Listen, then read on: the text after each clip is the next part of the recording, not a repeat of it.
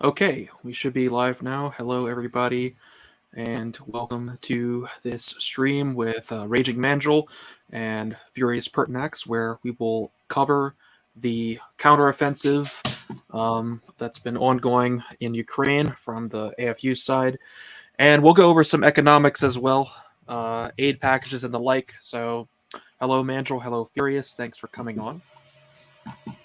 Yep, our pleasure. Indeed. Thank you, Charlie. And we will get right into it. So, to start out with, I will go ahead and present the map I took a screenshot of. Yeah, I think, Marcus, you might have some machinery in the background, so... Oh, no, I'm muted. That's Oh. Mandril. Ah, it was Mandril. Okay. Cheeky. Okay, so here we go. Share the tab. So, yeah, there we go. All right, so the map. Here we go. Yeah, so here's the map of Ukraine. Gonna take this from a very new perspective, just in case people don't know what is going on. Here's Ukraine. There's the entire front line. The red is the Russian-controlled territory. Outlined in black is what they controlled before the current phase of the war in February 2022 began. The Ukrainian counteroffensive has mostly been focused on the area I've zoomed in on, which is around Orkiv, right here. And they have penetrated the Russian lines in this blue area right here. Before we cover that area, which is sort of the main focus, we'll take a look at the other places they've made gains. So obviously everyone was talking about Bakhmut a couple months ago. The Ukrainians have regained some territory, mostly south of Bakhmut. That was mostly significant in terms of the attempted encirclement of Bakhmut, which didn't happen. This has minor significance to this area operationally, but nothing major in strategic terms. Another area that is of some interest is around Velkia Novoselica, where the Ukrainians took back a pretty large chunk of territory that the Russians had control over, but they haven't really developed that any in terms of pushing forward into the Russian lines. They've sort of just flattened and shortened the front here. Hard to say whether or not there was a larger goal here in penetrating these lines, or they just wanted to sort of reshape the battlefield a little bit, as this is sort of in the direction of Mariupol. We've seen some action over here all the way to the west, touching up on the Dnieper, but very little has changed here. And then what everyone's focused on lately, when we talk about the Ukrainian counteroffensive, we really mean this area right here, south of Orkiv. The Russians had pushed forward in this area a good bit before the counteroffensive, and the Ukrainians, since the beginning of June, so basically the counteroffensive has been going on for about 3.5 months now. They've taken back this territory. All these dots on the line, we see the Russians basically built up these defenses. These are physical defenses that you can see on satellite maps that are in place. They could be tank traps, trenches, what they call dragon's teeth, and all sorts of things, bunkers, whatever. And these lines are basically designed to resist whatever counteroffensive the Ukrainians were going to send. And okay, so actually just today we've heard news that the Ukrainians have actually gotten past the quote-unquote first or last line of defense. Basically, this line right here is sort of considered the actual line of defense and not like a forward position. So right by Verbova, which is a significant town, the Ukrainians have just barely broken through. I'm assuming you can see my mouse cursor, but they've just barely broken through right here past the line. So that's like significant in terms of morale. It's significant, of course, because they need to take Verbova as well. In terms of the overall shape of the battlefield, the objective of the counteroffensive, and then I'll pass to you, gentlemen. I would say so far the Ukrainians have achieved an operational success in this area, which could be overturned. But in order to achieve anything I would call a strategic success, they need to take the city or town of Tokmak. That would be the first. That would be a a game changer in terms of the overall strategic landscape of the war, because that would expose if they were able to hold Tokmak, it would expose all of the Russian lines, even all the way in the back, to artillery fire. Whereas right now they're really only vulnerable to the longest range weapons from HIMARS. It would also put Melitopol significantly at risk, and also Berdyansk as well, which are the two targets beyond Melitopol. So, what do you guys think of the strategic and operational view of the counteroffensive so far, Mandril? Disappointing, I would say, is probably the descriptor I would use.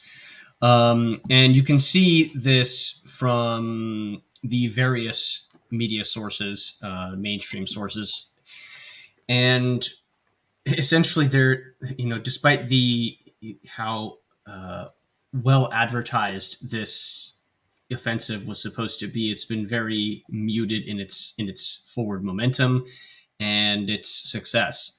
This offensive started a little while ago. It's been a month, 2 months. I can't even remember anymore. But it's been a long time. I'm sorry. That title is just that's such cope. Oh my god. Well, it's so juvenile. These how Bernie can still win style titles. There's something juvenile in the way they're written. But yeah. Yeah, but despite all of the Western aid, despite all of the training, despite the ability, which is actually somewhat impressive as a logistical feat, to be able to find and source the equipment and ammunition and be able to find out the logistics for training, nine entire battalion tactical groups, and then have Ukraine train an additional 3 and equip it on its own. That's still pretty substantial considering all of the differences in terms of equipment and all of that. So that is a feat in and of itself. That is an achievement that NATO can still claim, I guess. But has it done anything? I mean, it's to a certain degree, it's still too early to tell. As everybody might have noticed from the articles that were written, the Ukrainians changed tack very early on in this offensive after the very disastrous photo op where you have a bunch of Leopards and Bradleys getting, blown up on mines or shot by artillery. Those were supposed to be the Wunderwaffe, the Wunderwaffe of, the Bradley M2 and the Leopard, the Leopard 2 tank, which was going to, destroy Russia. It's like you don't have enough of them to do what you need to do. So, it's just so ridiculous. Oh my God. So, can you elaborate on that a little bit in terms of what you said there about changing tactics halfway through the offensive? Yeah, sure. So, what the Ukrainians are reported to have done is they have changed over from a vehicle centric attack to a more infantry and artillery centric attack, which is probably the right call, considering they're facing fixed defenses.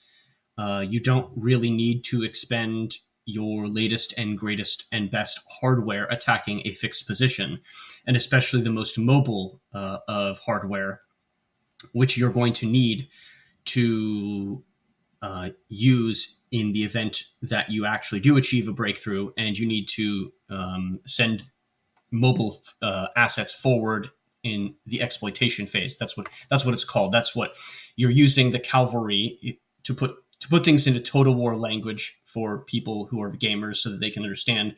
You basically have broken the infantry's front line, and now you're sending the cavalry to rout them and get them off the board. That's essentially what the exploitation phase is, and that's what all of these mobile assets should have been used for. They're not really there to break through. Okay, thank you for that. And Marcus, would you like to begin with any opening statements on anything we discussed? Mostly agree with what Mandril said. I will say that, I mean, to an extent, armor can be used for breakthrough. Although in the modern day, there's certainly some more impediments than what they would have done in yesteryear. So, like if you look at what they call large air offensives of, say, World War II. But the fact of the matter is that the Ukrainians didn't have sufficient numbers of tanks and armor support weapons to pull off these sort of big Arab breakthroughs. And also the same thing, which was one of the topics that I guess I canvassed when we last sort of got together and spoke, was that you have this phenomena of familiarity and the fact that NATO gave Ukraine essentially a hodgepodge of different weapon systems and different types of tanks, which Ukrainian forces were not previously familiar with. And there's always an issue of crews of a given weapon system gaining familiarity with them, and so it's a case whereby, okay, yes, on paper they have these Leopard 1s and Leopard 2s and Challenger 2s, etc., but how combat effective are they, say, vis-a-vis what those same Ukrainian crews would have been if they were still utilizing their T-72s and T-80s, which they would have had limited numbers of at the start of the war. And then, of course, vis-a-vis the familiarity of Russian crews with their various iterations of armor, which extend all the way back to T-72s and probably even T-64s in some instances, and all the way up to T-80s and T-90s. And they would be very familiar with those weapon systems, and that's what Russians have been using from the onset of the war and continue to use. And then, of course, there's the attrition factor of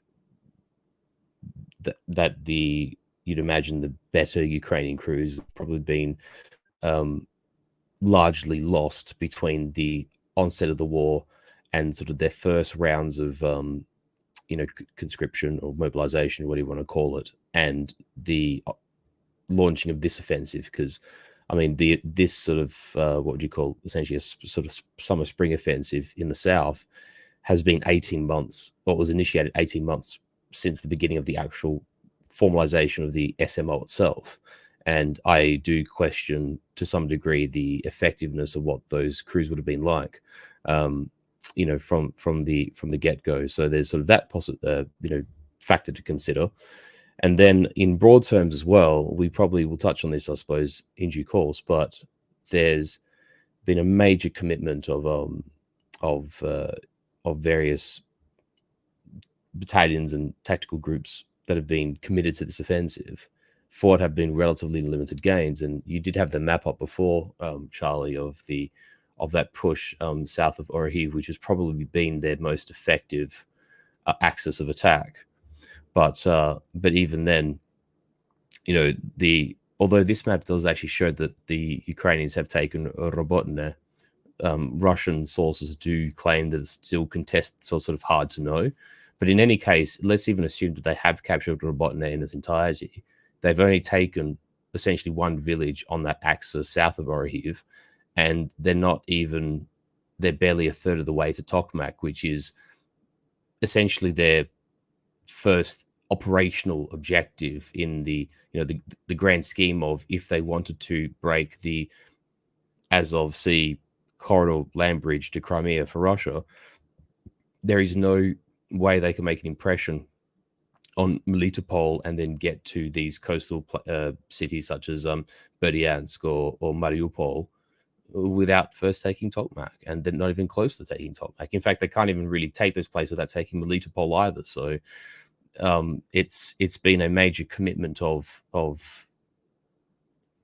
you could say pristine assets or rebuilt assets, and would be their best defensive units for what have been very limited gains. And even though one could argue this has been sort of a tactical or operational success for Ukraine in this sort of phase or in this particular area, they're nowhere close to achieving their sort of overarching operational strategic goals if you take into account what their aims were when they and when I say they, the Ukrainian command, the Pentagon, the State Department, like, whichever entities were sort of crowing about this, a lot of material and a lot of men have been lost, arguably to achieve not a great deal. And what they actually have done as a consequence is get themselves tied up in these sort of vast defensive belts that the Russians have actually, erected here on the Zaporozhye front.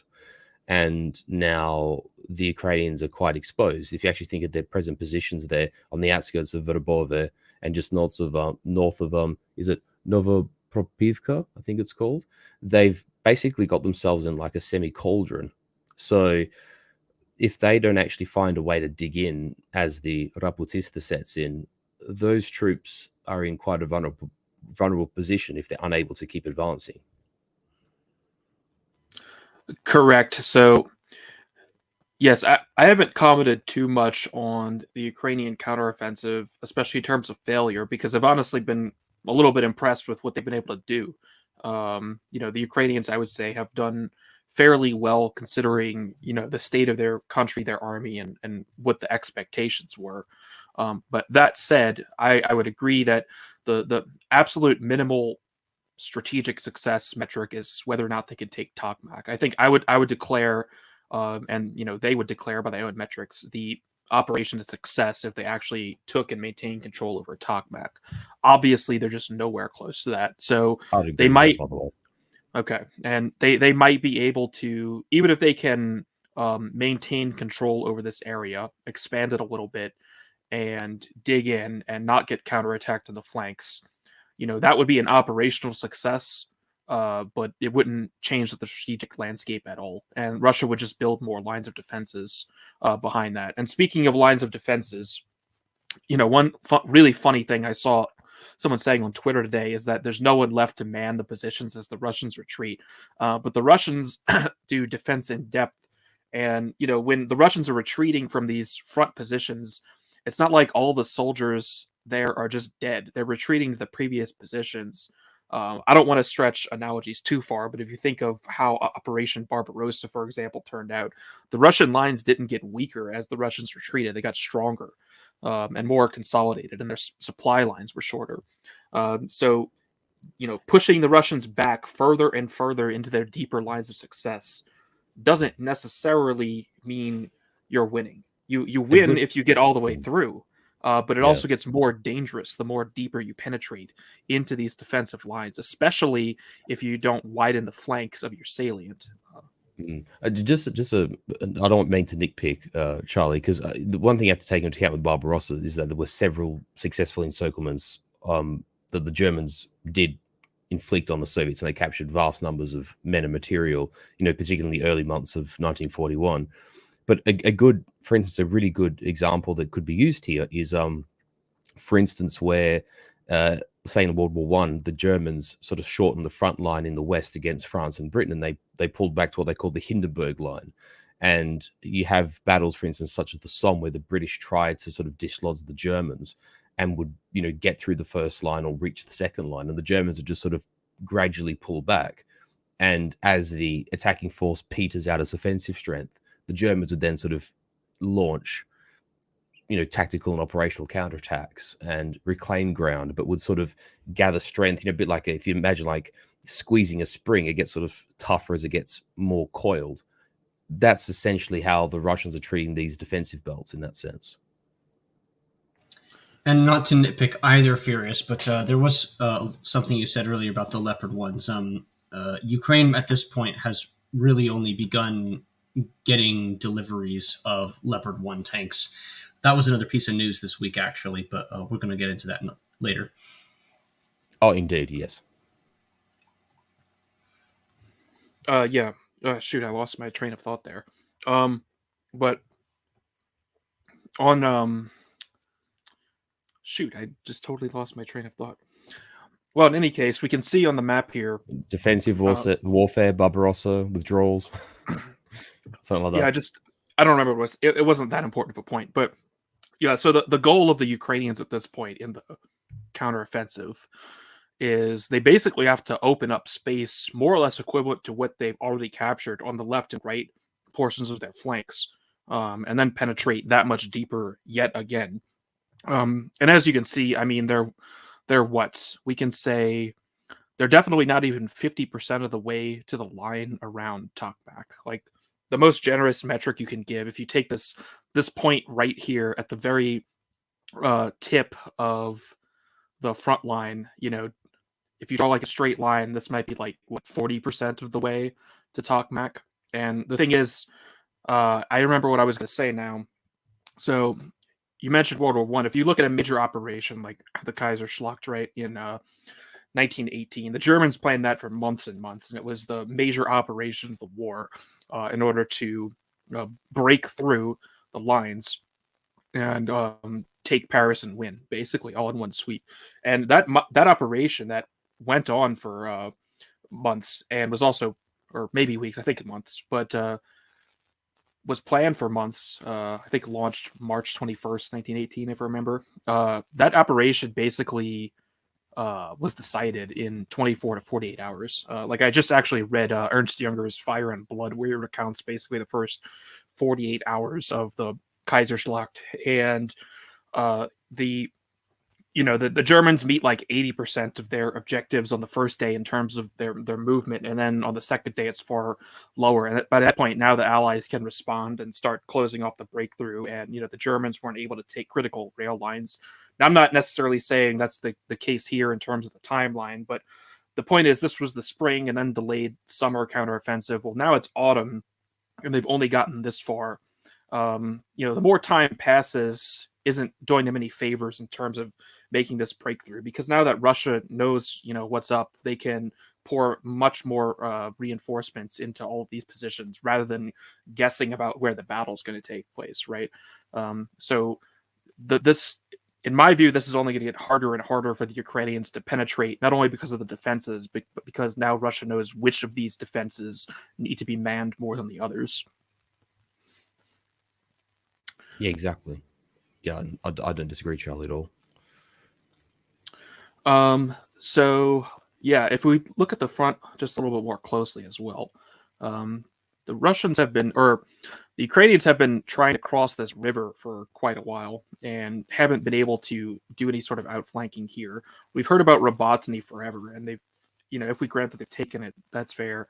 Now what's going to happen is you're just going to hear about Verbova forever, because it's probably going to take another 1 or 2 months to actually take Verbova, if they can even do that, right? So expect to hear Verbova in the news just basically constantly as the Ukrainians struggle to take this little village and then try to move towards Tokmak. And again, what is the point of taking Tokmak? Well, I don't have the map up. You can kind of see the highways a little bit on this map, but basically there aren't actually many major highways that you would use to maneuver your forces on a strategic level in southern Ukraine here. So if you want to actually take Melitopol or Berdyansk or both, Tokmak is essentially one of the main hub you would use to access either of those cities. So this is also an advantage the Russians have, because everyone knows that they have to take this town, which is why you see this ring of this ring of fortifications around it. So, and they've stated that Tokmak is their goal as well. I have that up in one of these articles here. So let's see. Do we want to have anything else to say about the sort of military aspects of this counteroffensive in particular? I'm noticing an interesting comment if you want to pin it. Sure. UTIS 4321 says, Tokmak isn't a strategic goal, it is an operational goal. Ukraine told us the strategic goal, Sea of Azov, to isolate Crimea with strike weapons. That's correct from my perspective. And the reason why I say that is because what exactly was a attack in the Zaporozhye direction supposed to do? Well, because you want the ability to get into range of Crimea and to be able to mess up the Russians' logistical and supply chains from Crimea. So in the hopes that you can basically cut Crimea off using long-range missiles and such, and make it just logistically difficult to keep the rest of the Russian forces in Crimea supplied. that way you can essentially take Zaporizhia with relatively little cost. That's the point. The other thing strategically is Berdyansk, like you guys mentioned, being able strategically to get a port on the Sea of Azov, so that you don't have just one port city that has access to the Black Sea, is incredibly important for a country like Ukraine, which is an export economy. You need the ability to have multiple port cities.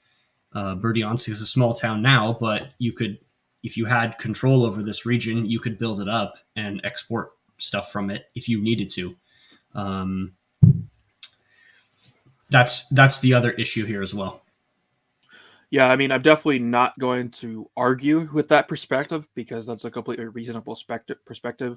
My perspective is just that the goal of taking either Mariupol or Berdyansk or even Melitopol was so insanely optimistic in the first place that I never really took it seriously.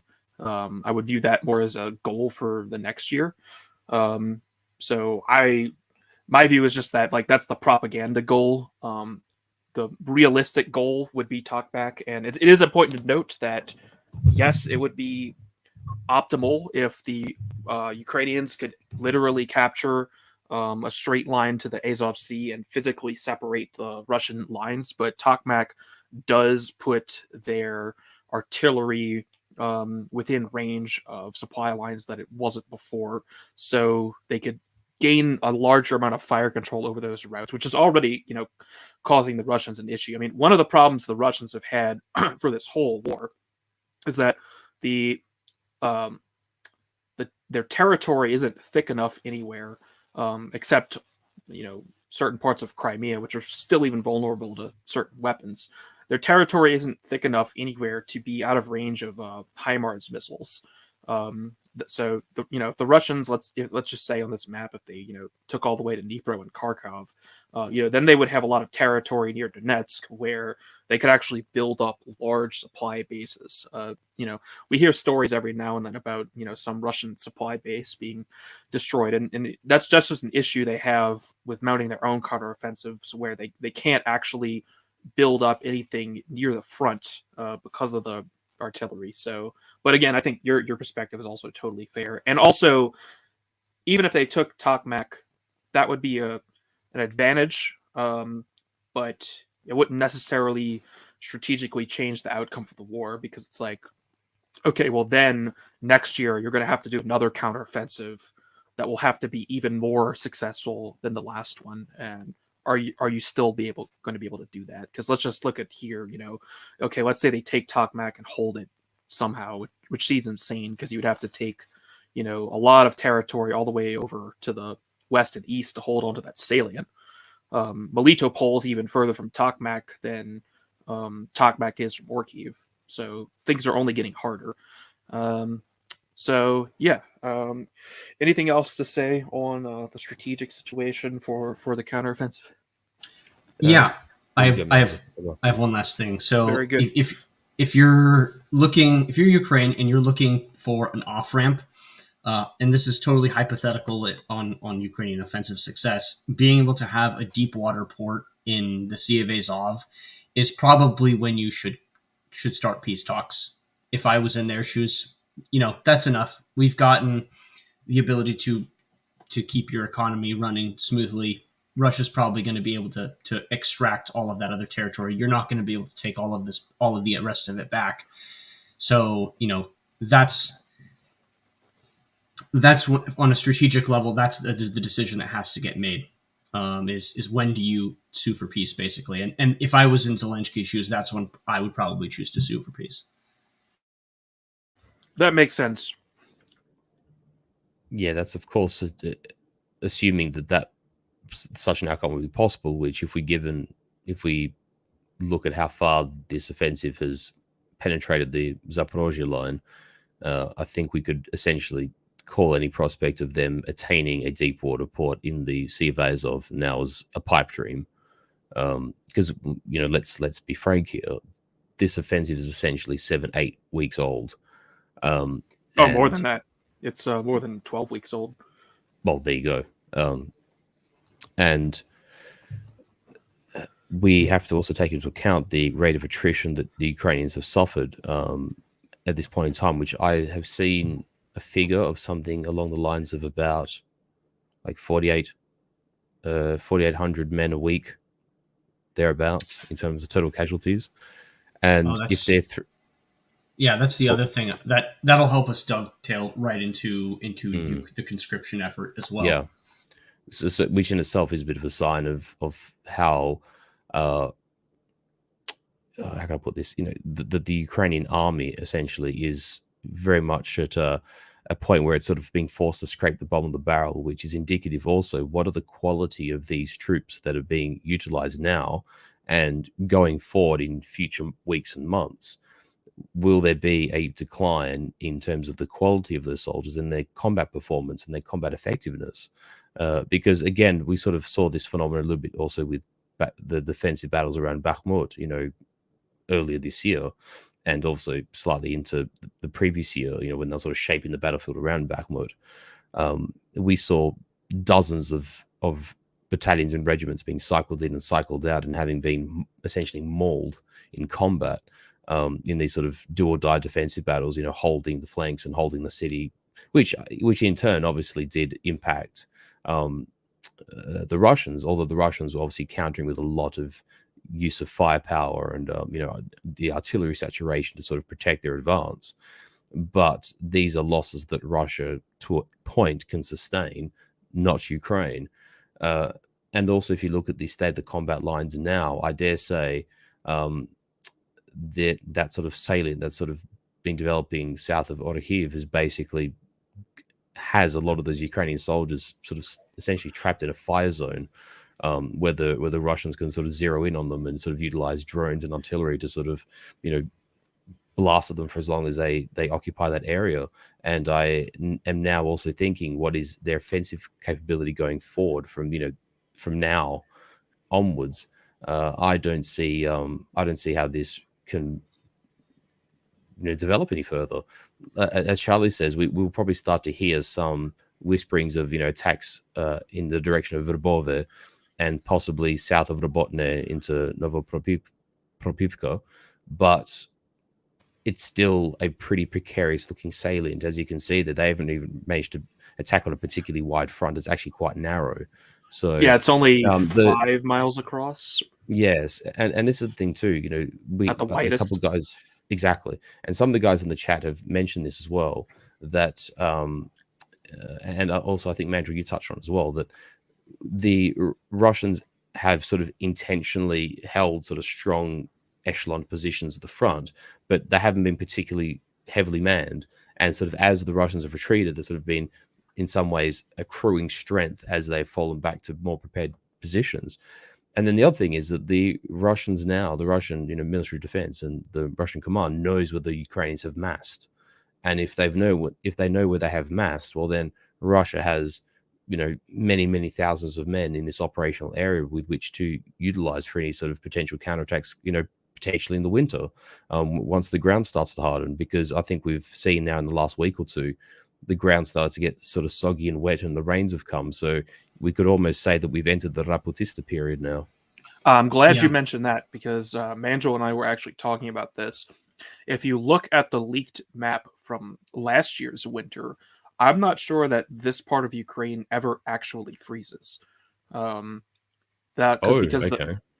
Yeah, I mean, if you just go on Google and search weather Orkiv, it's like 80 degrees over there now still. So that's a reason why the summer dachas we're all built on the Sea of Azov and whatnot, right, or the Black Sea, because it's warm. So obviously winter is going to come.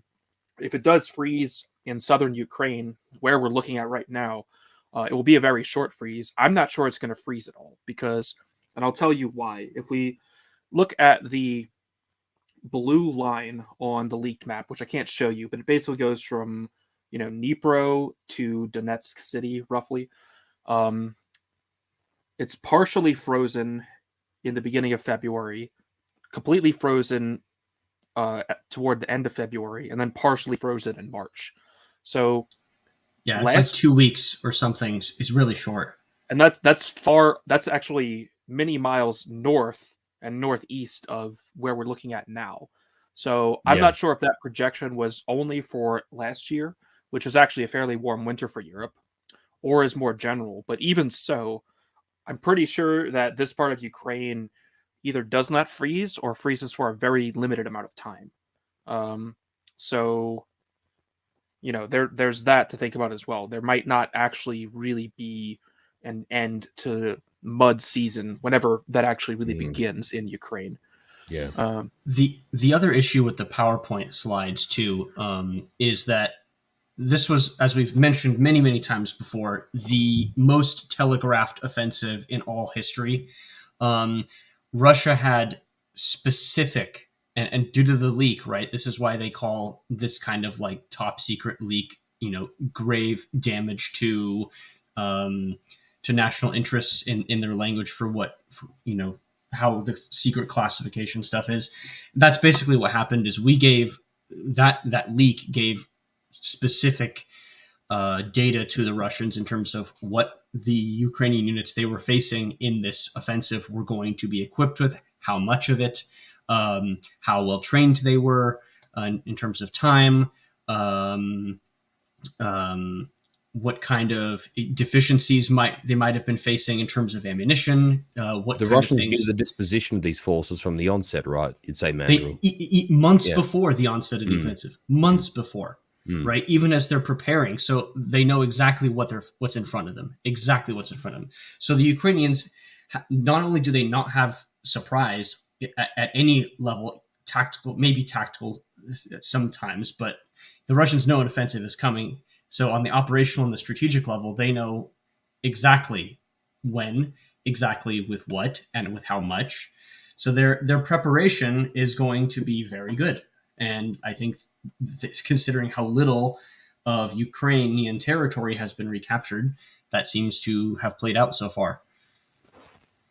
Yeah, that's why I was zooming in. I mean, if you look at the size of this, it's like pretty much nothing in terms of the overall size of the front. And of course, Russia's been conducting their own operations, taking territory up here at the same time as well. So we can't even really say... Yeah, they've been edging ever closer to the Oskil, and they've been chipping their way back to Liman and other places in the north, which obviously the Ukrainians can't be sending troops in two simultaneous locations. They're already thinly spread as they are. Right. So that last thing on this, and as you said, I mean, one thing that will be interesting, and this is what to look forward to, is like what the Ukrainians are going to do with the salient, because this is not really a sustainable position. I mean, they have It's quite dangerous for them, actually.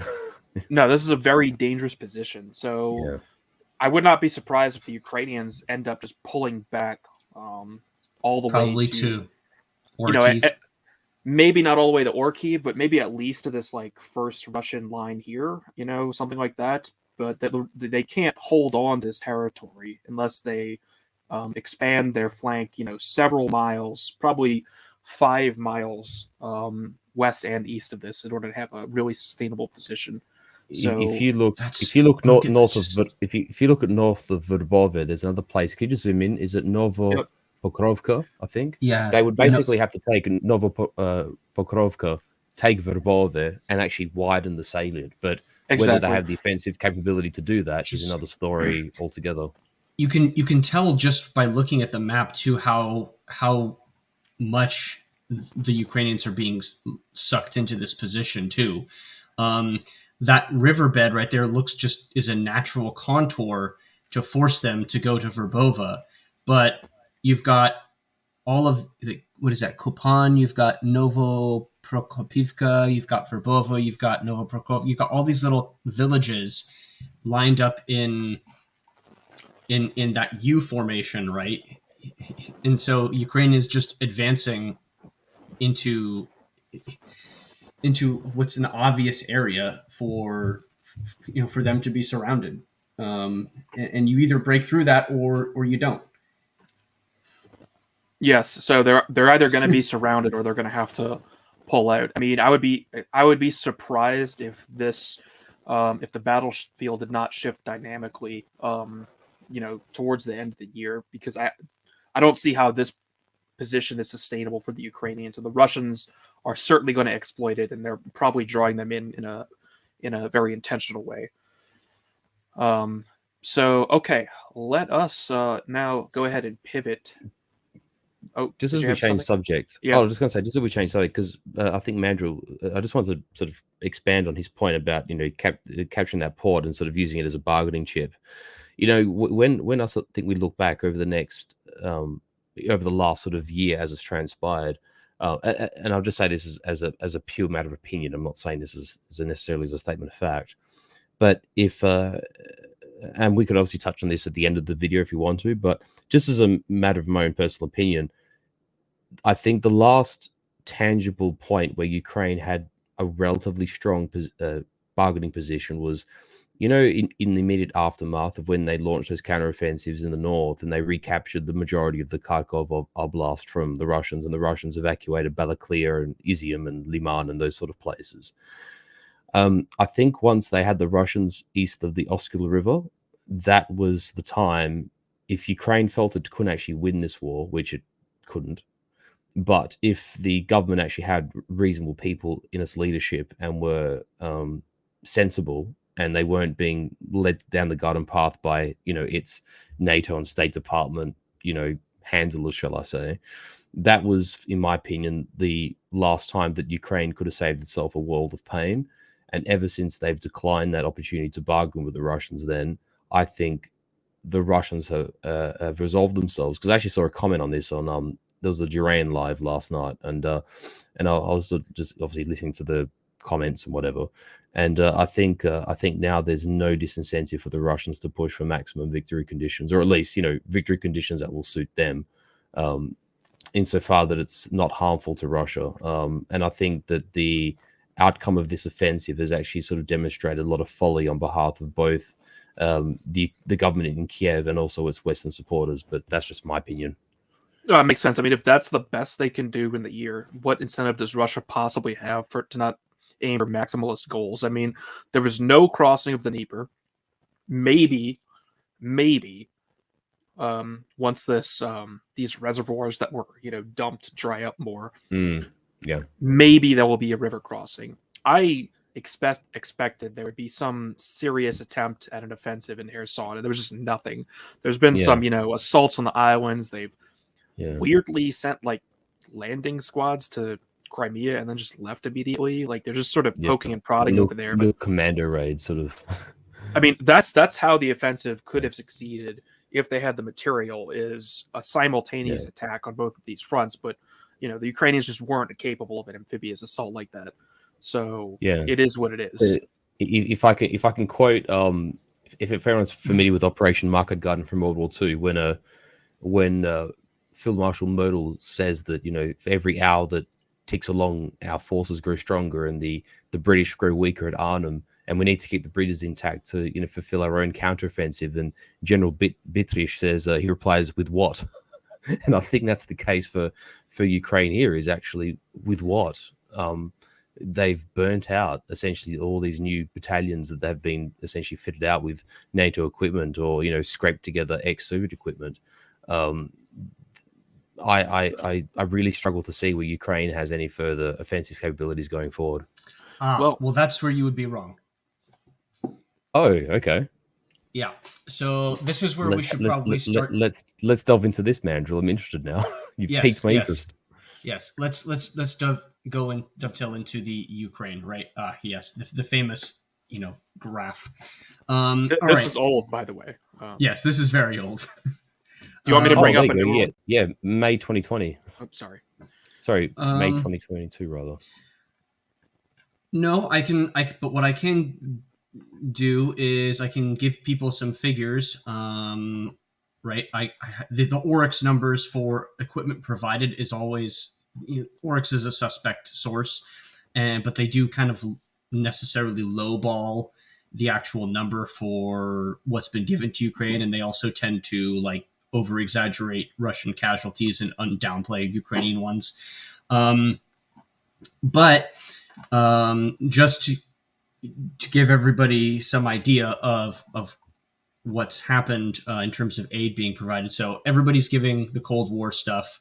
That's largely been reaved out, right? For the most part. There's a couple exceptions, like I think Bulgaria has given 100 BTR 60s. So just what is the point of continuing to give Ukraine tanks and infantry fighting vehicles and armored personnel carriers and all of this other stuff? What's the point of giving them jet aircraft and helicopters and things? Well, the point is to restore capabilities gaps. This is why you're starting to see countries give F-16s now. You've had several of the Nordic countries, the Netherlands, Denmark, Norway, have all given F-16s. And so you've got a lot of this stuff that's just simply being given that's new and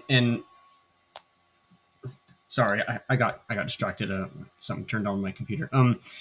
So you've got about 135 Leopard 1A5s that are being given. This is like a joint purchase thing between Germany, Denmark, and the Netherlands.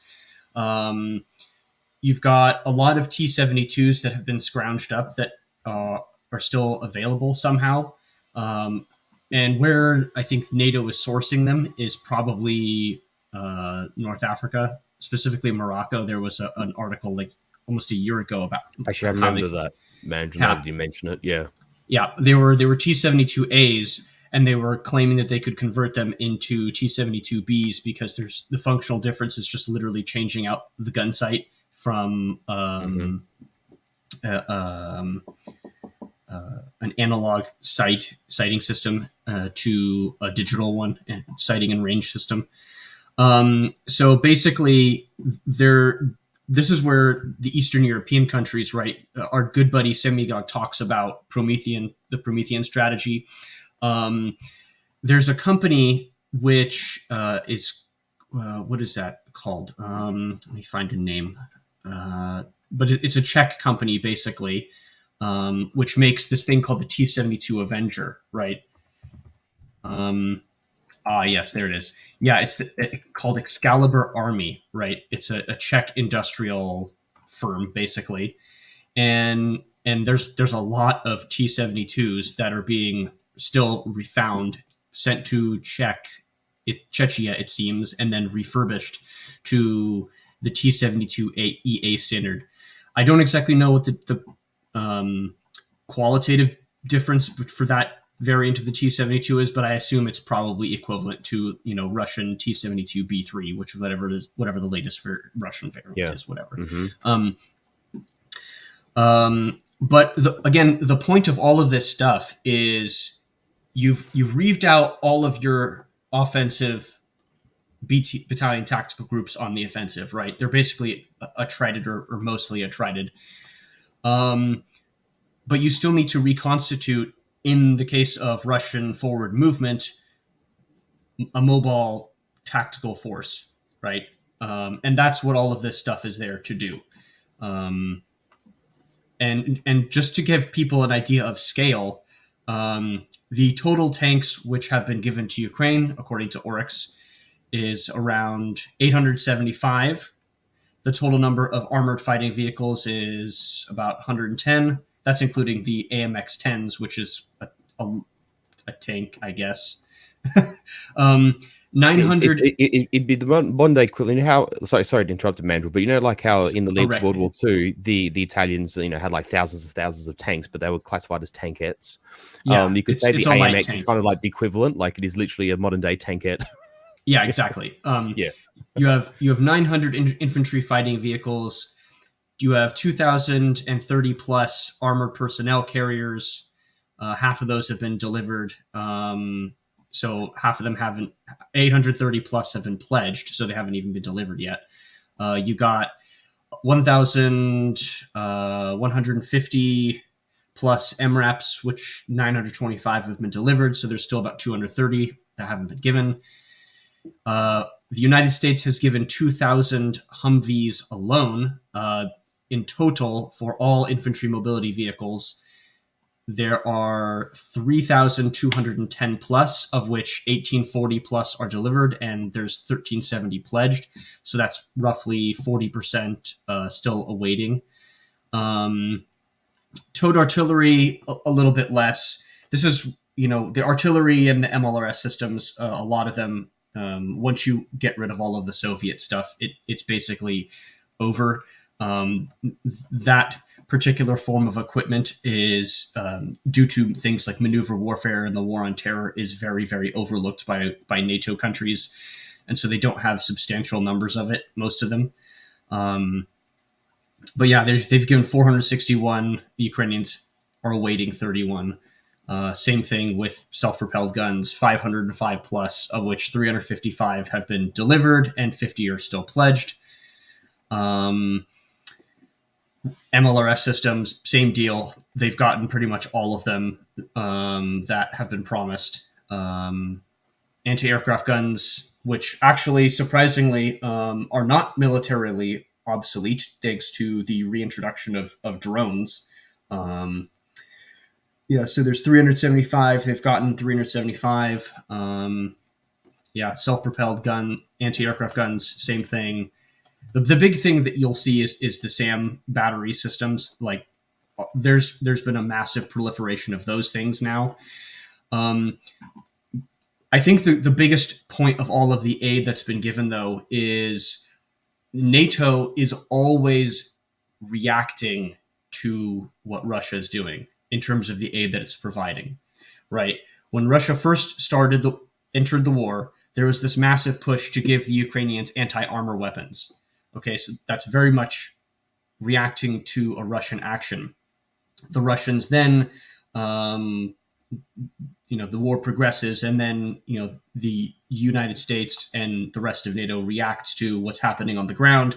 And so they start giving more, like, MLRSs, more tanks to constitute this offensive force for the Kherson offensive.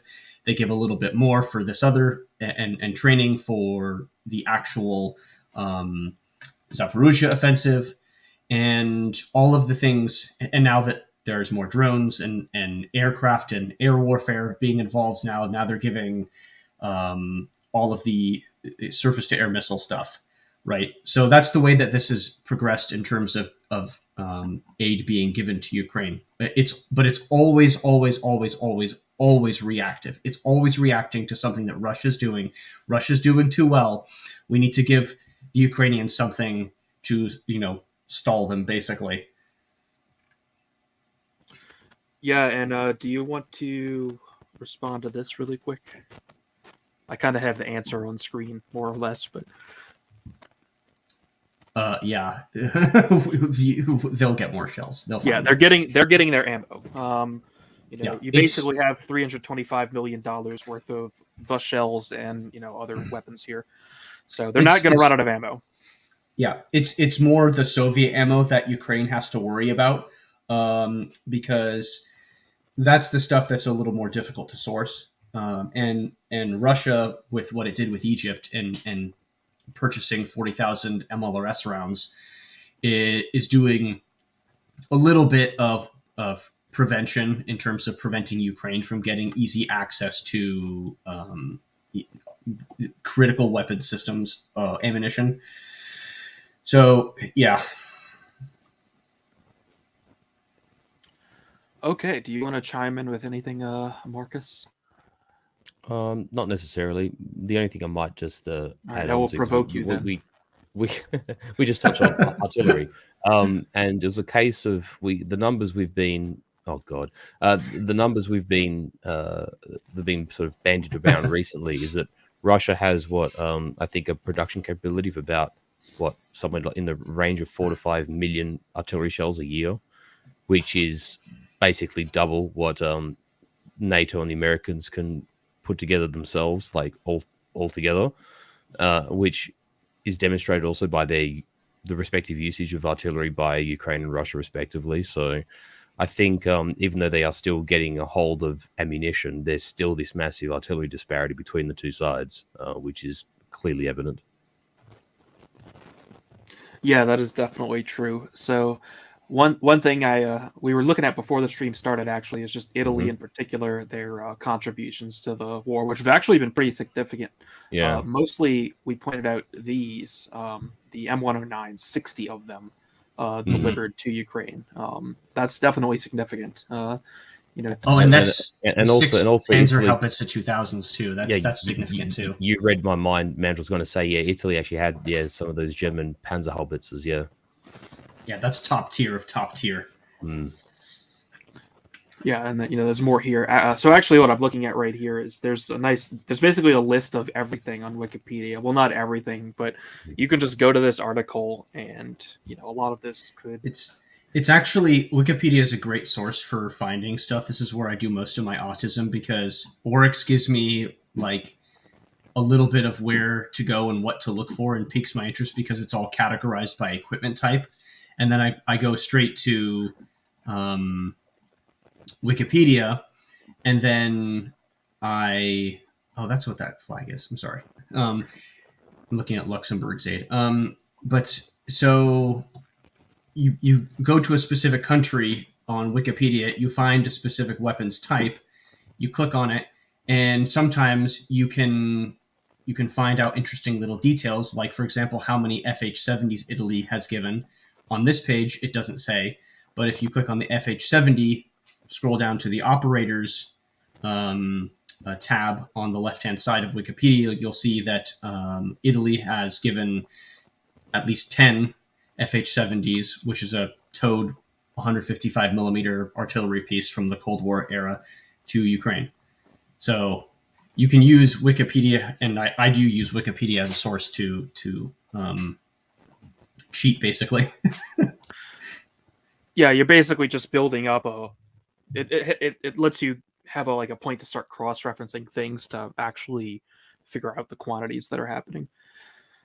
So yeah, I mean, countries other than the U.S. are sending the Ukrainians significant amounts of materiel, and this is significant because the answer to what does Ukraine do next? Well, the answer is the West just dumps far more. The West has to basically send. They have to 4x the materials they're sending. They have to up the quality, send more advanced weapons.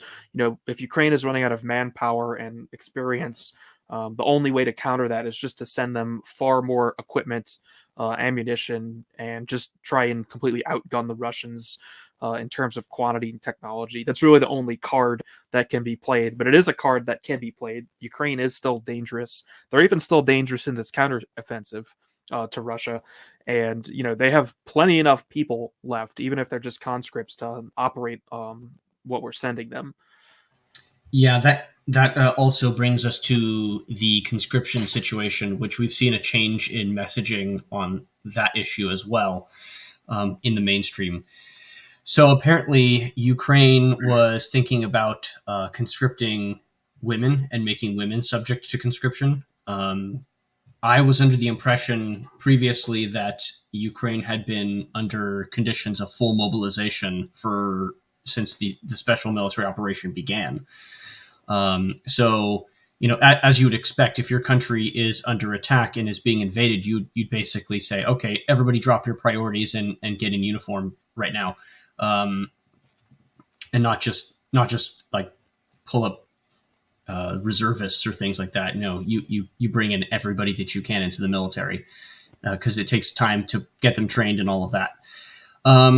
So that's an interesting signal from Ukraine to see women actually now being pulled and being signaled as being pulled into combat units. And I thought that this was going to be mostly, okay, you're putting women in secretarial positions, you're putting women into the usual position as nurses, as doctors, as logistics people, truck drivers, that sort of thing, freeing up more men to do the actual fighting.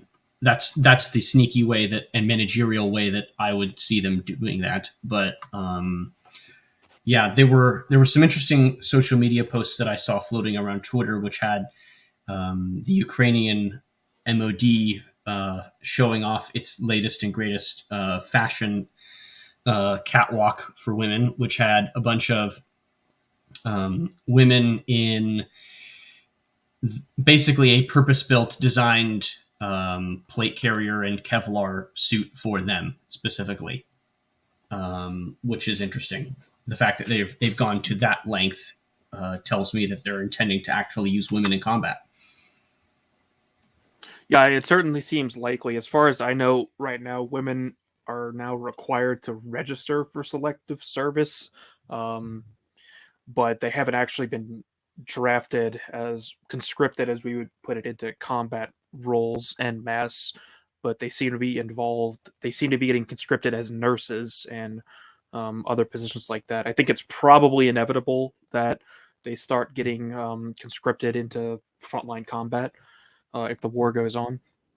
Well, one of the first areas too where they would be utilized, because I mean we've seen this in past wars, is where they sort of initially begin to be used, in the as instances of, say, truck drivers or machine operators or rear echelon troops. That's generally where they sort of get cascaded into first in order to free up men to send to the front line. And then once things get bad enough, then they eventually start winding themselves up in actual fighting units as such. Yeah, and it's not like those roles are exactly off limits to be shot at either, because exactly. you're a uniformed personnel person of the Ukrainian army. Exactly. So you're a legitimate target of war regardless of your sex. Yeah, if you're driving a personnel carrier, or say even like a truck that's transporting supplies, like you're literally still a viable military target. So quite right, Mandril. So let's go back to some of this spending now. So I investigated the spending on Ukraine a little bit. This one's pretty old. We've spent about double that at this point. This is back in May 20. You can actually see, or May 20th from last year. So actually a large part of just the total spending done, about half of it was actually just in the first few months of the war. And this is nice because we actually see kind of how it's broken down here. So, actually, probably the most interesting part is I think about only 40% or so actually goes to the military, maybe 60%, depending on how you break this down. But a lot of this money is just funding their country, funding their government, just broad categories like this. This grant would be used for military purchases. So, U.S. military deployments and intelligence, 8.1 billion. So somewhere between 40 and 60% of the money is actually spent on the military itself, and the rest is other types of support. Obviously, that's going to tie very strongly into the corruption and graft aspect here. Yeah, go ahead. Yeah, I was just gonna say, because that's all for weapons and supplies and stuff. That's like we went over what all the terminology meant last time, but yeah, most of this is not actually being used for weapons. You still have to pay your soldiers in the army, right? So that's a crucial function of government. If you can't pay your conscripts anything at all, they're not going to fight for you. Right, exactly. They still have to keep up their government services as well. I mean, I looked at the GDP of Ukraine from 2021, which is where it peaked at 200 billion. So just in terms of the money being spent on Ukraine now, we're basically paying for all their government. Here's a more recent graph actually from the Council on Foreign Relations.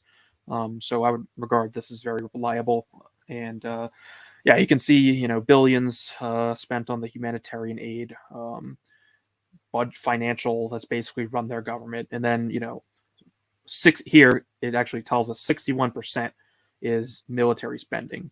So almost half the money is actually just going to running the country, where you're paying to run their country at this point, not just for the war, which is an interesting way to look at it. And then there's another in the aid that Biden is now asking for. He's asking for another $24 billion, and they give us a nice breakdown of how they would want to spend it. Again, we see pretty much the 60-40 split on military spending versus, actually running their government and, humanitarian aid whatever that actually entails. Effectively just feeding the country and keeping the economy from collapsing, because Ukraine, can't operate an economy under the conditions they're in.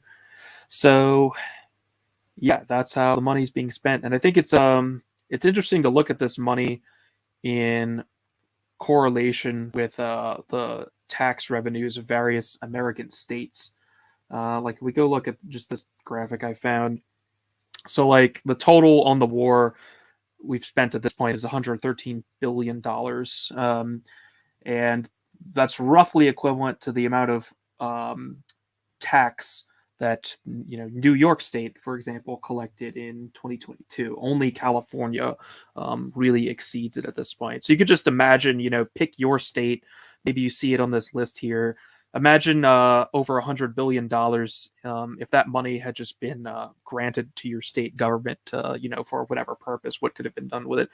But instead, it's all going to Ukraine. And I guess the point of this is when the war first started, there was a lot of commentary on how the war made so much strategic sense because it was so cheap to support Ukraine. We could just send them all this old equipment, in a bulk shipment and, fight this whole war and defeat Russia with it without really spending much money. Not entirely true, because all of the old equipment that was shipped is also replaced with new contracts. So we are actually spending the money. It's not like you send them the equipment and then don't replace it. You still are all paying the price for it, but at least you're sort of shipping things that are aging out anyway.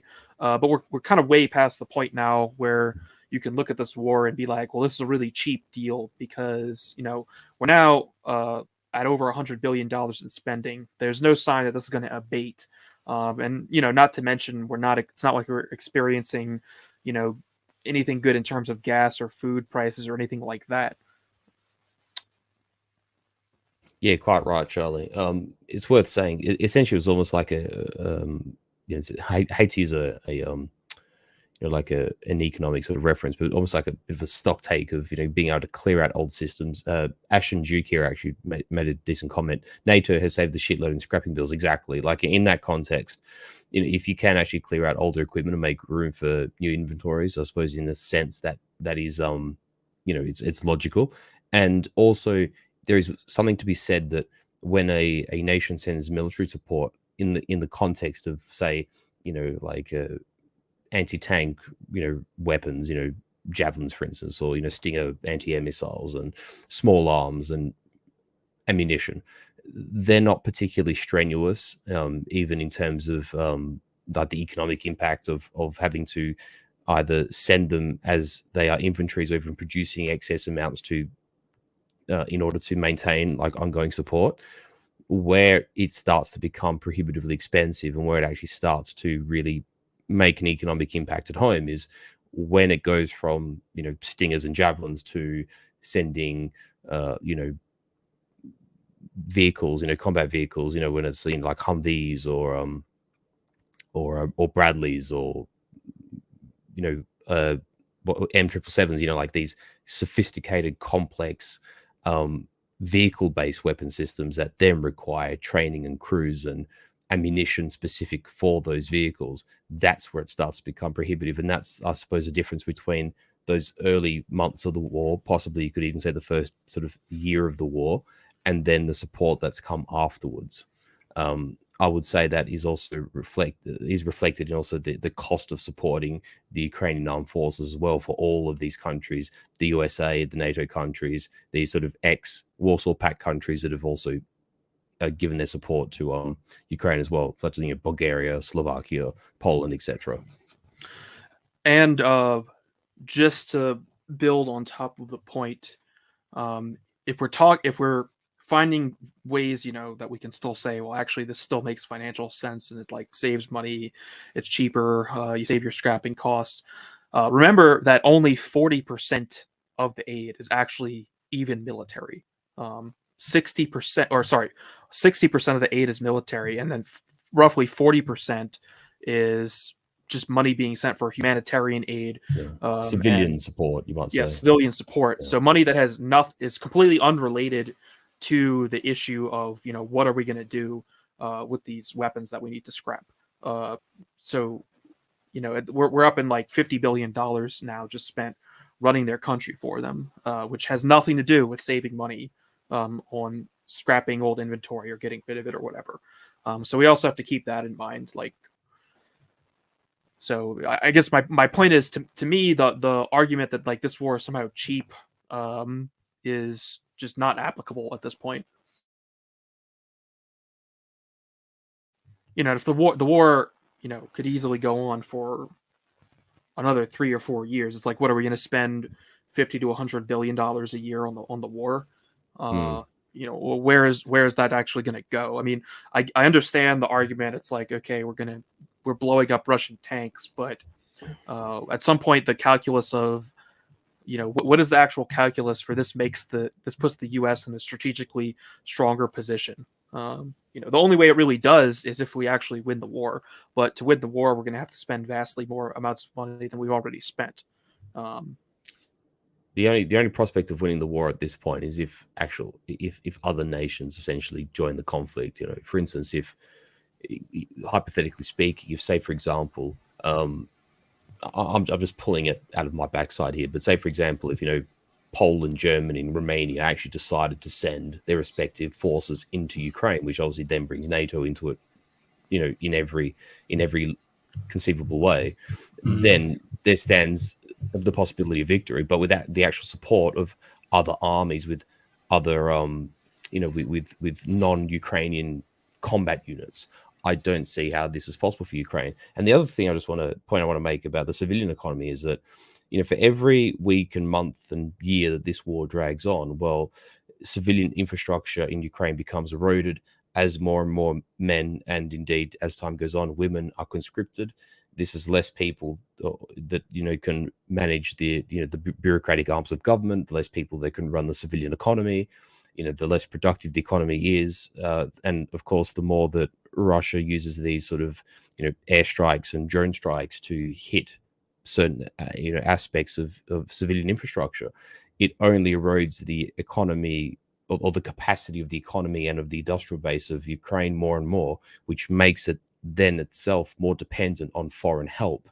This is not a problem that will lessen for Ukraine supporters, but will only worsen over time. So that's a factor that's worth considering too, which has probably also contributed to that expanding bill of supporting the civilian economy from the onset of the war till now. Yeah, and I mean, we could also point out that as the existing older stocks are depleted and probably are already mostly depleted, any new military spending that's coming up is less and less going to be digging into actual old stocks that it ends up being beneficial to get rid of. And we're just talking about sending them newer weapons now that we weren't actually planning on getting rid of anytime soon. And this is where, if I may, this is where you start seeing breaks in terms of equipment deliveries. For example, Poland today or this week has literally said that they're not giving Ukraine anything else. I was just going to bring that up actually to cap off the stream. Yeah, and in addition to that, there's also been a bit of a problem today as well, literally happening today, about Ukraine complaining about the deliveries of Leopard 1 tanks that it's been given. They don't like the material condition that equipment is in. So those tanks were supposed to be refurbished, supposedly, but these are Cold War assets from the 50s and 60s. They're not, and they've been in storage since the Cold War, so they're not in good condition at all.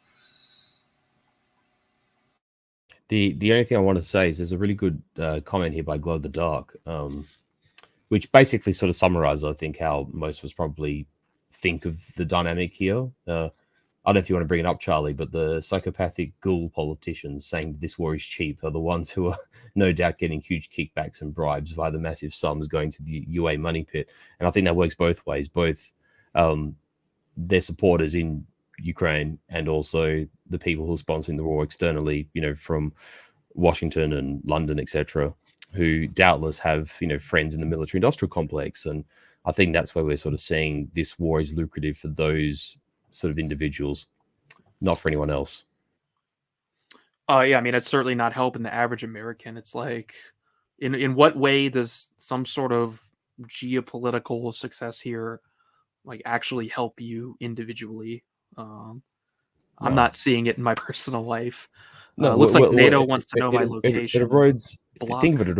It erodes our civilian economies. It erodes our towns and infrastructure supporting this, venture. And it's always those who create these entanglements who then profit from it. That's the great tragedy of it. It's in some ways, it's the people of Ukraine, it's the people of Russia, and it's the people of the West who suffer for these games, and it's a very select few people who have masterminded these games who profit from it, and that's actually the tragedy, and that's probably the frame of reference that people in our circles should really see it as, in those terms. So now we'll just go into rampant speculation territory. In relation to the Poland thing, Mandril, you kind of know where I'm going to go with this already, but I find Yeah. the Poland situation pretty interesting actually, because what they said was that we're no longer Poland just straight up said we're not sending anything else to Ukraine. Their prime minister said that rather, or premier, whichever, whatever the noun is for their head of state. And they said they're building up their own military instead. So that's pretty interesting. Not only they're cutting off the supplies, but they're building up their military, and that's doubly interesting because, well, I'm not going to bring it up right now, but at least on screen. But Poland has a very large military by European standards. Poland is a formidable state. I would say, if Russia attacked Poland, they would get their ass kicked, basically, based on what's been happening in Ukraine. So Poland is not a weak state by any regard. It probably has the most powerful military in Central and Western Europe at this point. So that's very significant. And I guess the interesting aspect here is you have to look at the war from Poland's perspective. Forget about all the NATO stuff. We can see here who is or isn't in NATO, which is kind of useful. Notably, Austria isn't. But Poland actually has a large border with Ukraine. Poland also has a large border with Belarus, which is kind of just a proxy for Russia. And they actually do have a border with Russia through Kaliningrad or Ironically, Königsberg. this border is actually shorter for Poland than it used to be in the 1930s, but it's still an extensive border. But well, the border could actually be here because Poland's looking at this war, and Orban has also been saying Viktor Orban of Hungary is openly against the war, right? And he has a border with Ukraine, so that's pretty interesting because from these countries' perspective, what they're looking at is if Ukraine just totally gets suffers a total defeat at Russian hands, it's completely possible that Russia could annex the entire country, or if not annex outright, at least bring the entire country into their sphere of influence, exactly like Belarus is. That does not make the government in Poland or Hungary or any of these nations happy, right? The last thing that these nations want is to be right up against the Russian state. They want buffer states. Russia wants buffer states. There's mutual interest in having a Ukrainian state as a buffer state between Poland and Russia. So, what is a possible outcome here? Again, this is just complete rampant speculation, but we're just looking at the possibilities for fun. Russia has, the map, the amount of territory Russia has in Ukraine. We know that, the Republic of Moldova there has Transnistria in its east. Russia has been pretty explicit about Odessa being one of their, maximalist goals in the country.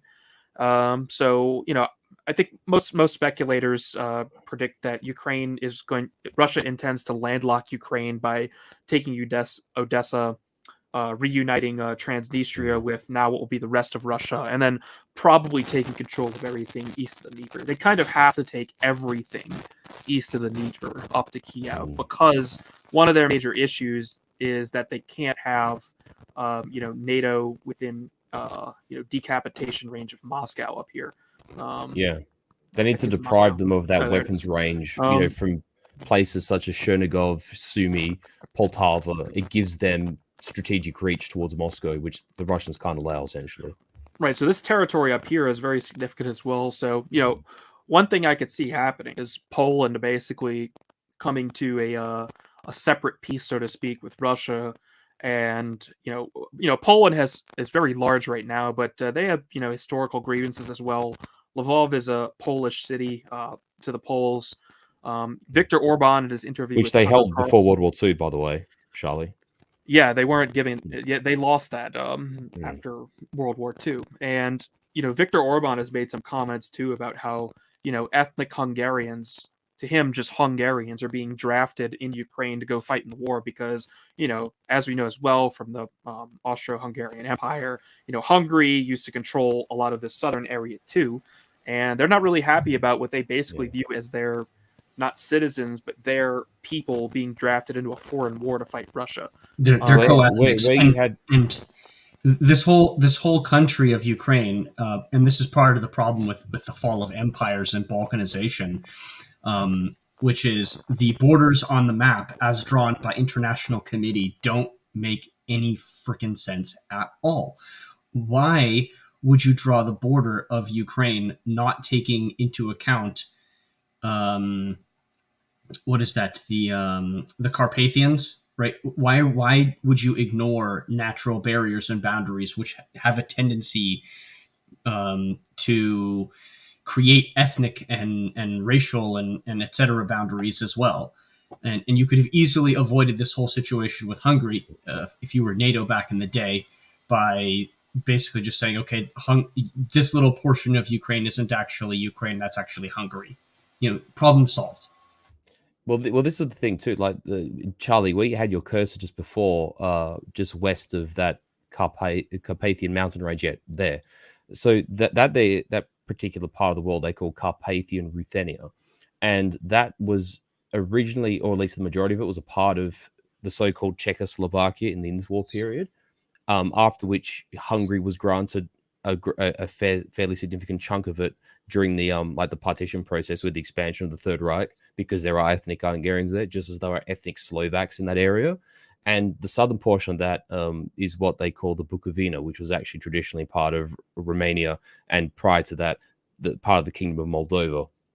And so you've got these sort of clusters of minorities that are non-Ukrainian, sort of southwest of that upper part of the Carpathian mountain range, that just don't belong in Ukraine, but were transferred to Ukraine after World War II as a means of sort of, this was that sort of Soviet mentality of, well, we just need to push our frontiers as far west as possible, and thus, in the case of Poland, we're going to lop off the eastern part of Germany and give that to Poland, whilst we lop off the eastern part of Poland and took some other fringe territories in order to set that Soviet frontier as far west as possible.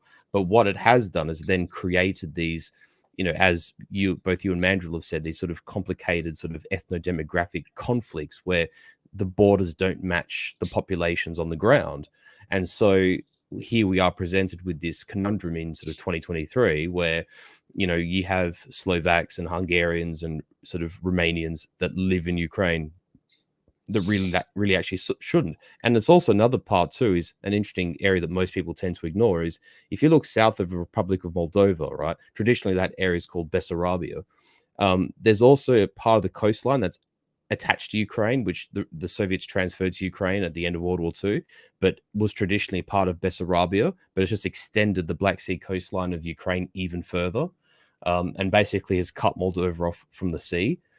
That's another example of that sort of phenomena taking place. And it just sort of, has created problems far beyond World War II's shadows, shall I say. Like, we have to deal with these problems now in the modern day, because there's no, that part of Moldova, there's not really ethnic Ukrainians. I mean, there are some who live there, but it's predominantly Moldovan, predominantly Romanian, rather than being predominantly Ukrainian.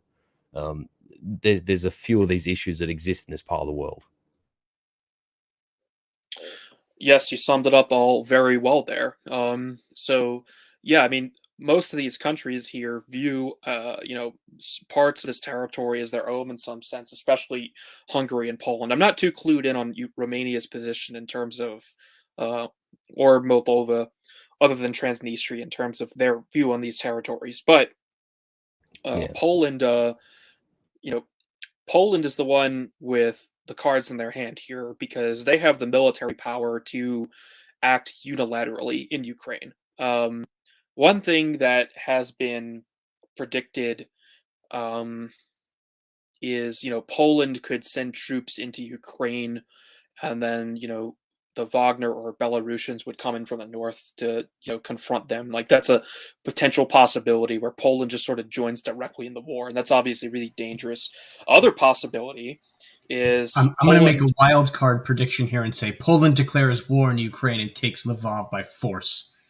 Well, that's kind of what the other possibility is that, yes, Poland just comes to a separate peace with Russia, deploys their forces in the western parts of Ukraine as part of a treaty that just partitions the state between Poland and Russia. Russia would get, everything east of the Dnieper plus Odessa. Poland would get their easternmost territories back. And then you'd have a rump state in the middle, and that, you'd have your Ukrainian state still. The Poles would be happy to not share a border with Russia and have a buffer state. The Russians would be happy to have their buffer state. Makes everyone happy. Again, just rampant speculation here, but if Poland decided to act unilaterally in that manner, and we're going this route because they've talked about building up their already significant military. To what end? I don't know. Just general security and defense. I mean, maybe, but there are options on the table here for Poland. Also, just on that topic as well, I mean, yes, obviously, in current year, we live in a very different era to the interwar period. But for those who think that Poland wouldn't do such a thing, well, in the advent of the Sudeten crisis and the subsequent Munich conference, when they were dealing with the sort of the situation between the German Reich and Czechoslovakia, as it were, the Poles actually pushed for concessions from the Czechs and the Slovaks, and actually received a small slice of territory as a result of that. I believe it was called, I might be mispronouncing because I'm not very good with Slovak or Czech, but there's a Zalesy region, which was conceded to Poland in 1938 with the blessing of the Germans and the Italians, which is an interesting little quirk of history. But people will be amazed what countries will do when it comes to self-interest. Yeah, I mean, Poland has absolutely no history of, being content with the status quo. It's very much a revanchist and expansionist state. Even empire in a certain way of looking at things. I mean, that's sort of their ultimate revanchist goal, is the sort of, return of a Polish-Lithuanian Commonwealth. Not that I'm saying they're trying to do that, but you can see how that could tie into the 3 Seas initiative thing as well, because Poland is positioned sort of at the head of that. Poland basically could more or less kick NATO out of Europe effectively if they wanted to, simply by coming to a separate peace with Russia and entering Ukraine on their own terms. Alongside with Hungary, right, who would obviously have reason to go along with it, and what could the Americans or the rest of Europe do if the Poles decided to do that? They couldn't do anything. They could. They just go to the UN and pass a resolution and cry about it, and All right, well, and of course Poland, as we can see on this map, they have plenty of access to the sea. So that's fine, access to the Russian Federation. The other thing that would do is, they could effectively cut off all land routes to Ukraine. If Poland actually did go through with this, and again, I'm not saying they are, but we're just looking at possibilities. If just the western part of Ukraine from Moldova to Poland were, annexed, there'd be absolutely no way for NATO to get supplies into Ukraine. Well, because Charlie, they all have to go through these countries. Yeah, if you were to pull up a map of Europe from 1937 or 1938, you'll actually find that you would actually find that the borders of the Polish Republic and the Kingdom of Romania actually conjoin. Basically, if Romania were to get its Bukovina region back off Ukraine, and Poland pushed its territories back to its historical, with its eastern territories, Romania and Poland would create a land bridge. And we often talk about the intermarium, and I know even Semigog's spoken about this in his Promethean streams. The ideas of the intermarium and this sort of connecting sort of alliance between the Baltic countries and Poland and Romania is because those countries at a time, there you go, you can see Poland and Romania actually have like a connected land bridge to each other.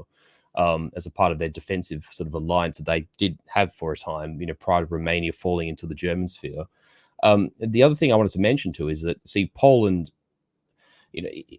put it this way, is not to get into the weeds of World War II, because we don't want to do that, but Poland as a country which was obviously attacked, by Germany in 1939, Poland was very much, you might say, a victim of being stuck between two powers, and the Poles are, in my opinion, rightly upset that even though it was a sort of a victim of the Second World War and was attacked by in World War II, it's what initiated the European portion of World War II, right? Because the Eastern stuff was going on since the early 30s, with Japan and China and whatever.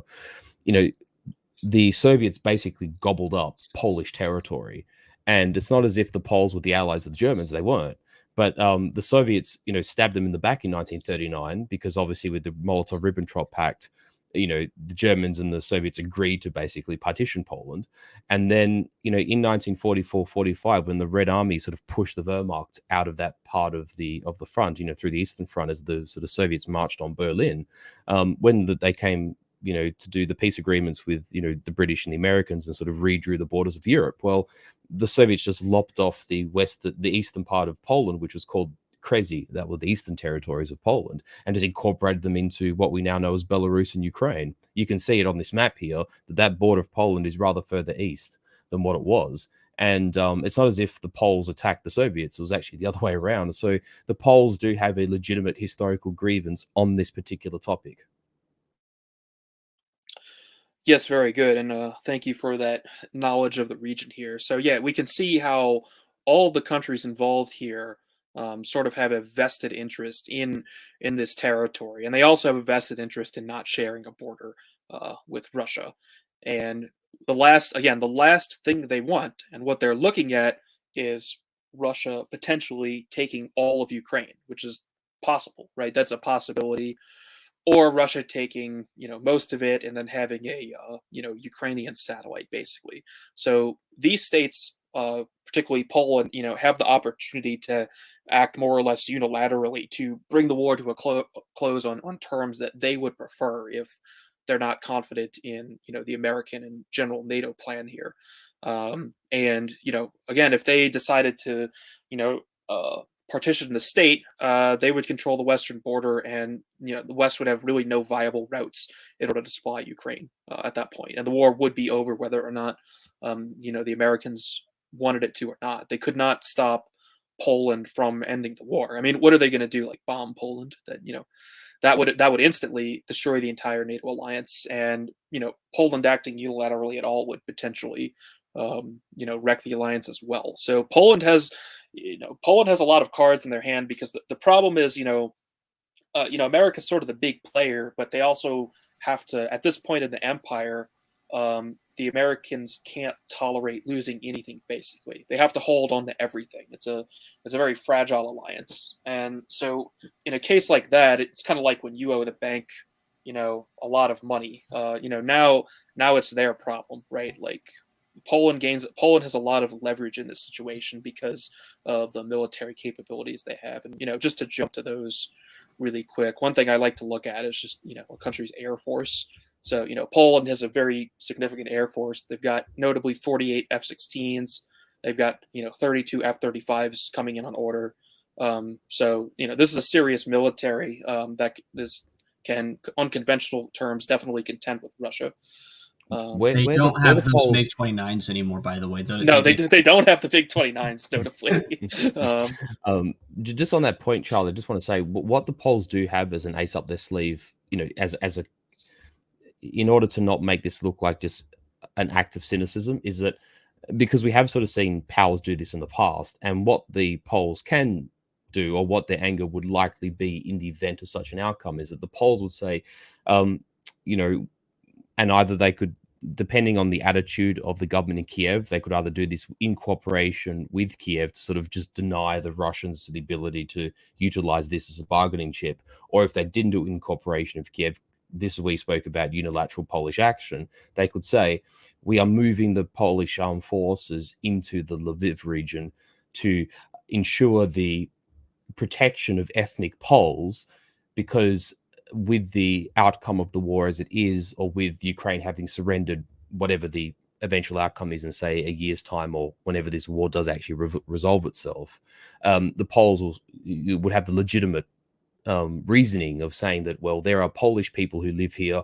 We have historical ties to this territory, and we are moving in essentially to defend the interests of ethnic Poles. I mean, that would, if I was a minister in Warsaw, that would be my line of thinking if I was thinking of a way to justify that action in the event of either acting either unilaterally or rather like, on their own accord, or with cooperation with Kiev. I mean, that would seem logical to me.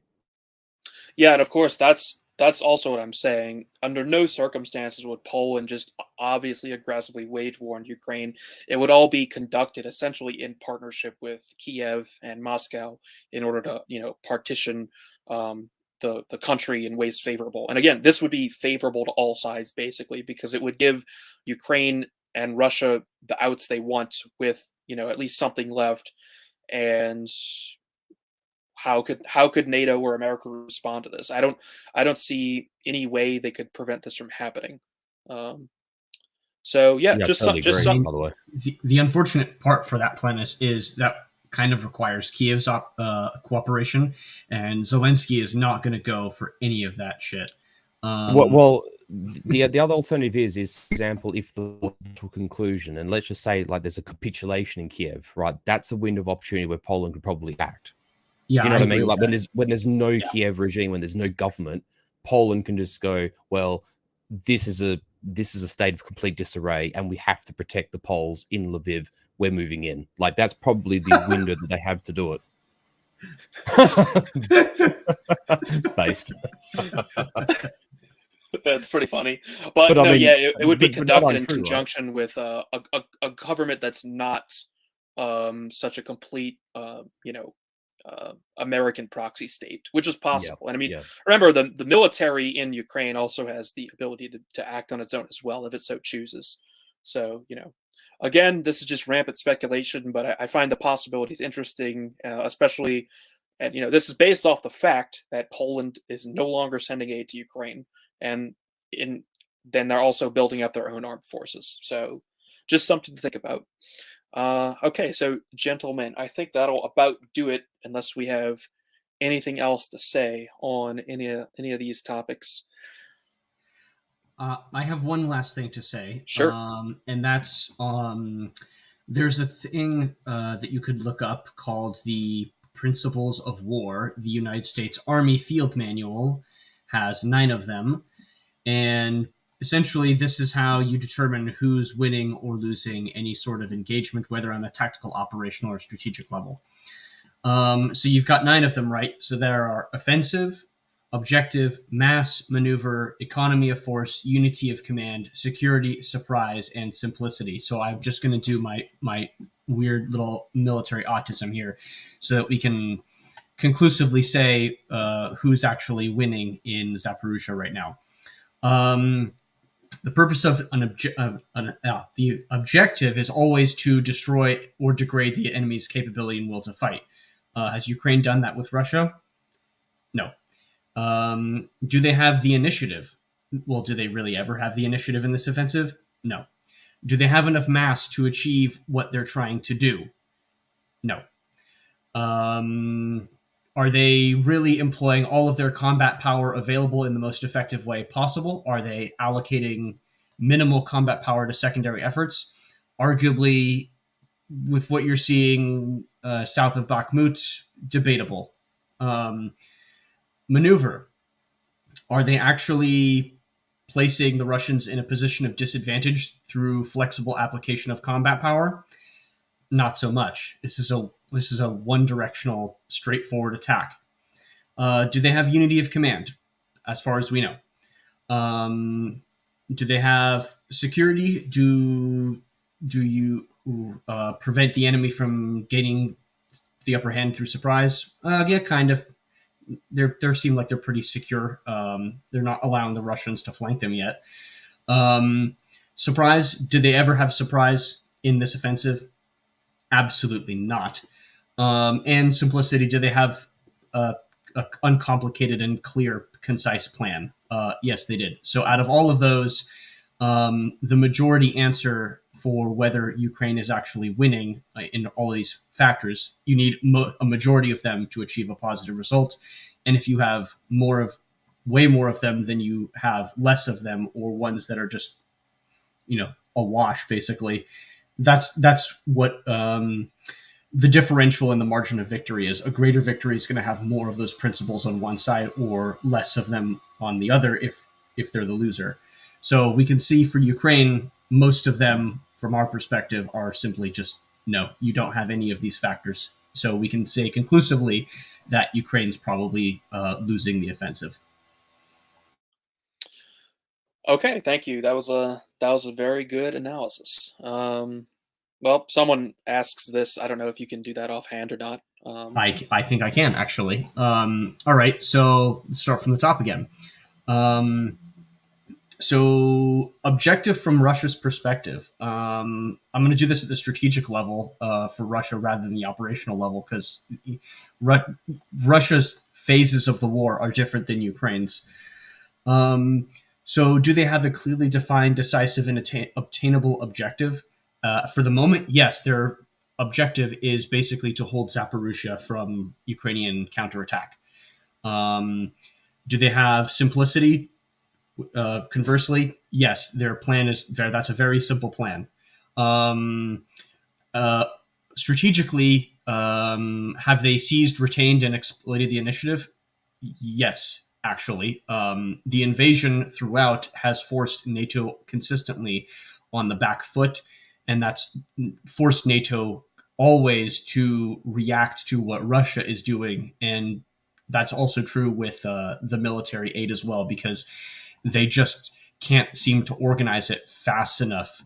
And it's always like late. So by the time it gets there, the problems have already happened, basically. Mass. Do they mass overwhelming combat power at the decisive place and time? Kind of, sort of. For the most part, it seems like for what they're doing now, they have enough. Economy of force. Are they employing combat power effectively? Are they minimizing power going to secondary efforts? At this point, basically, yes. At the start of the invasion, probably not. They had a lot of things going on at the start of the invasion. We've talked about that ad nauseum before. Other places have talked about that ad nauseum before. But at the moment, yes, they do have economy of force. Their fronts are relatively shorter than what they were before. Maneuver. Are they placing the enemy in a position of disadvantage? Well, they're the defender at the current moment. So this one is... you could say that they don't really need to maneuver at the moment. The enemy is going to be disadvantaged in failing to create a breakthrough, basically. And Russia will have the opportunity to counterattack when the time is right. Unity of command. For the most part, yes, there's been some shakeups at the leadership level for the Russians, but those have largely been resolved. They do have unity of command at the general level, the flag officer level. Putin's regime still has a single leader. Security, do they permit the Ukrainians to gain an unexpected advantage? They've been mediocre at this, I would say, if not terrible, especially in the opening phase of the war. Right now, they're not really letting the Ukrainians get an advantage, though. So right now, in the current situation, it's fine. But definitely in the early days, they sucked. Surprise. They're a defender in the moment, operationally. So that really doesn't matter. They're not going to surprise the Ukrainians, really, except by counterattacking in the proper place and time to take away the Ukrainians' initiative and momentum.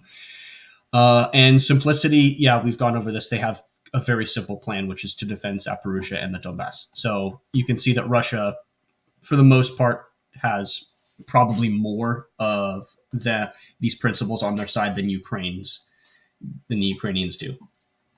Just on, if I can buttress you slightly on that point, Mandril, you can tell as well with the Russian actions over the last sort of 18 months that there were two overriding priorities that they had, and were probably, you could say, the very minimum of their own victory conditions in the context of being able to impose military conditions on Ukraine, and that was to capture and maintain the land bridge to Crimea via Zaporozhye, the Zaporozhye Oblast, which is what they've done.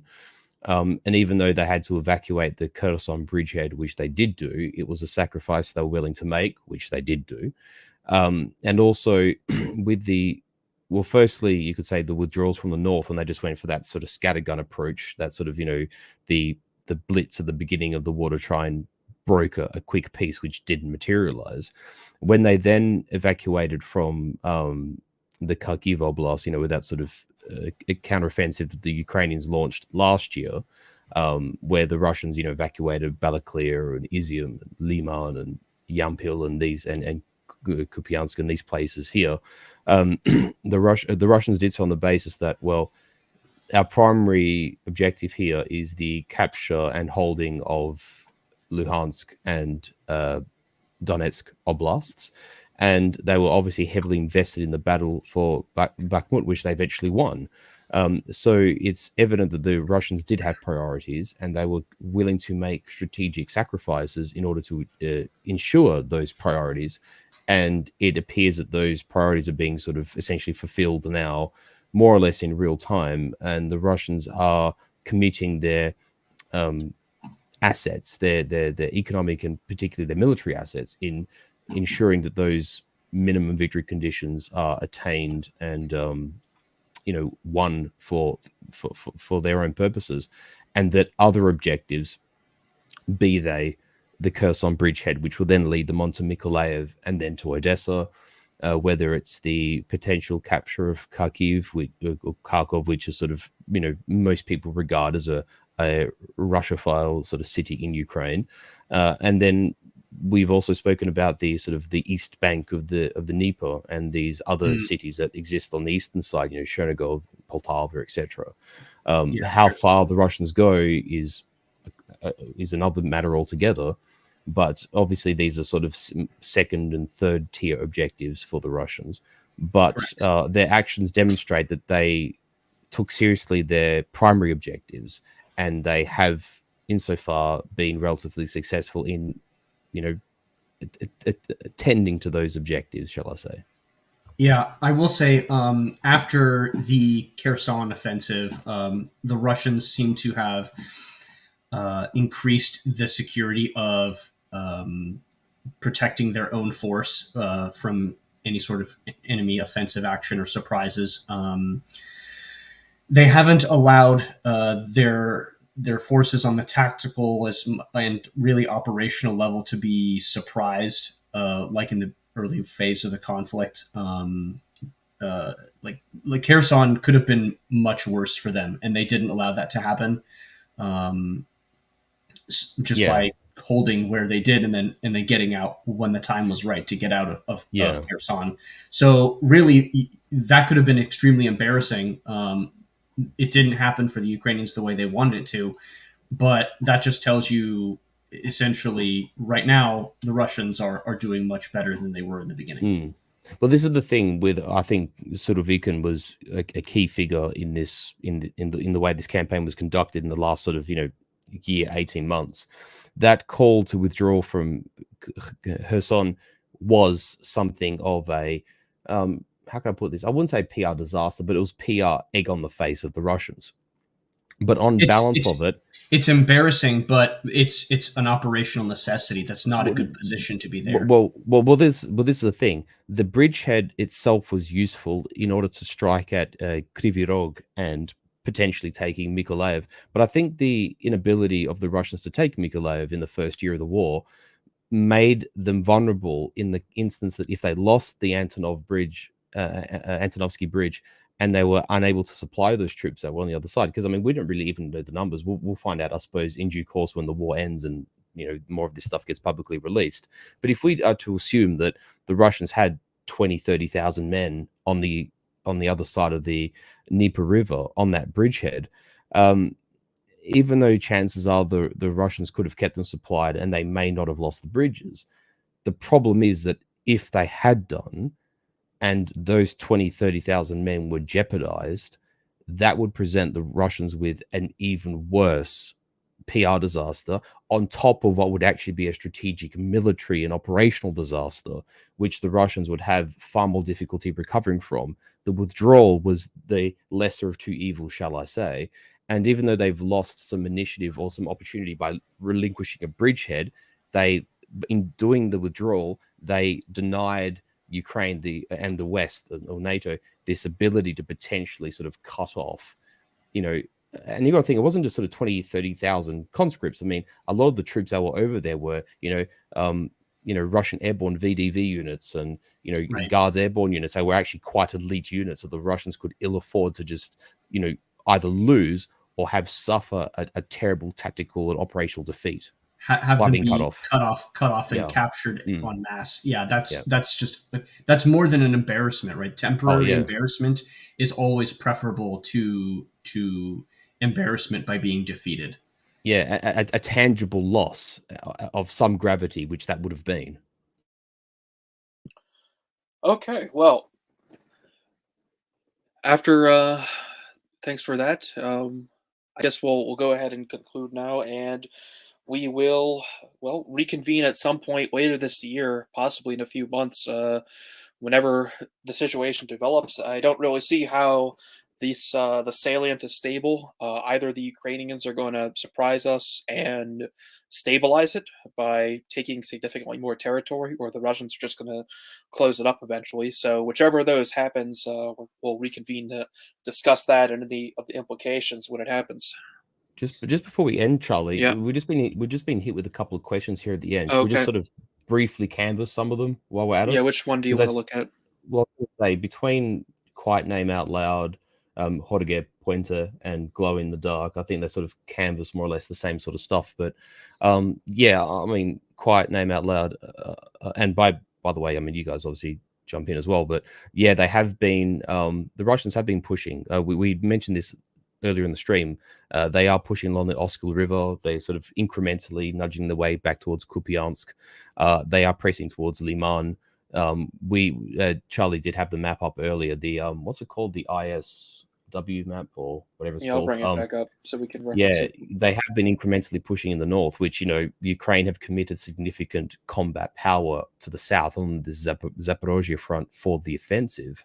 Obviously, they don't have much in the way of reserves to sort of stem the tide in the north, and the Russians have just been incrementally nudging further north, and sort of drip feeding combat power and combat units to the north to keep pushing towards the Oskil River. Because ultimately, if the Russians want to have this reckoning whereby they take the remainder of Donetsk region by capturing its, they basically will need in the south and the west, to the east and south of these cities, they'll have to take Chasiv Yar and Konstantinivka in order to create the sort of the southern axis of attack. And then in the north, they will need Izium and Liman to basically create the jaws by which to sort of entrap the two target cities of theirs, which are Kramatorsk and Slavyansk. So the Russians realize strategically and operationally that they'll need those settlements as staging points for the eventual reckoning of capturing Slavyansk and Kramatorsk. They can't do it without Konstantinivka. They can't do it without Chasiv Yar. They can't do it without Liman, and they can't do it without Izium. So that is, I suppose, in my opinion, by my own reckoning, that would be what the Russians are focusing on at this point, as well as defending that Zaporozhye front, which we have obviously been discussing for the majority of this stream. Yeah, I'd agree with your assessment there, Marcus. Yeah, so as you can see from the lines of the map, the Russians have actually retaken most of the Luhansk Oblast that they lost in that offensive, and they, never actually lost this part of the front, but they are advancing toward the Oskil River just in general. So, people predict they'll probably just try and retake up to the Oskil River in order to prepare for the attacks on these cities. And I mean, I think the war may well be decided around Slavyansk and Kramatorsk. Absolutely. I mean, yeah. The only Sorry, major Charlie. operation we really saw this year from the Russians is the taking of Bakhmut, which in terms of the size of the front, not very significant, just in terms of like area captured. In terms of, assaulting a city and capturing it, it sort of showed us the capabilities of each side in that situation. But yeah, I think the area we're looking at now, this is where the war will be decided, because this is what the war is about, is basically this territory right here. Yeah.